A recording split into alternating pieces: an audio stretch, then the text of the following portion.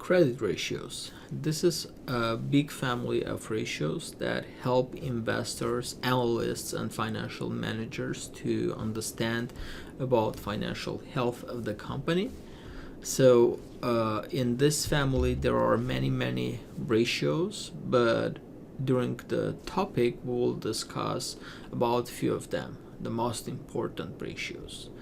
So credit ratios are a diverse group of ratios, and the purpose of those ratios are to capture the liquidity of the company, how flexible is the company financially, to understand the capital structure, and also to figure out what is the ability of the company to serve its debt. And it also includes some other credit tests, but the main ones are these goals of calculation of the credit ratio. The first ratio that we will discuss is the current ratio. It is very important ratio in the family of credit ratios, and the calculation is current assets divided on current liabilities, and we will have that ratio. So we calculate current ratio in order to see if company has enough cash assets. That's the first purpose. And the second one, we want to see if the current assets of the company are suitable with the current liabilities.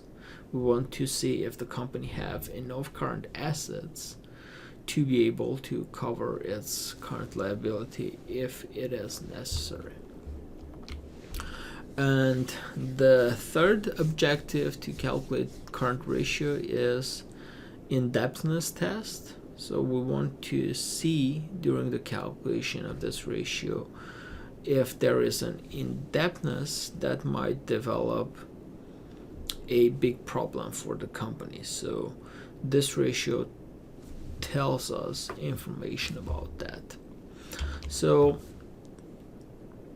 $2 of current assets for each dollar of current liabilities was the formerly standard for industrial companies. So for $1 of current liabilities, they wanted to see $2 current assets in financial statements. The financial companies, the banks,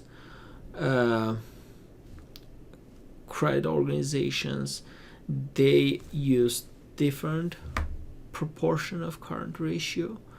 They are more flexible. They are not as strict as in the case of the standard of industrial companies. So, but there is not a set law that current ratio should be among these numbers. So the better scenario will be if you calculate the current ratio for the company that you want to invest and compare it with the industry average, compare the current ratio of the company where you're interested to invest with the current ratio of its competitors or similar companies, and that will give an important insight, and you'll be able to understand what is the normal current ratio for particular industry, what is the average, and what is the goal for you in your financial analysis. The next ratio in the credit ratio family is the defensive interval, which is calculated in days, and the formula is defensive interval is equal cash plus receivables multiplied by 365 days and divide that on total operating expenses, and also minus some items that we need to subtract, for example, depreciation or other non-current charges. We have to make these corrections and take out from total operating expenses the depreciation and other non-cash charges in order to make the defensive interval more precise and more informative. The sense of this ratio is to understand, to do a worst case scenario test, and to understand how long company can continue its activities in the current level if they will not have any revenues coming in. So this is other way to do a worst case test and see how long company can play in the market if for some reason they don't have an income.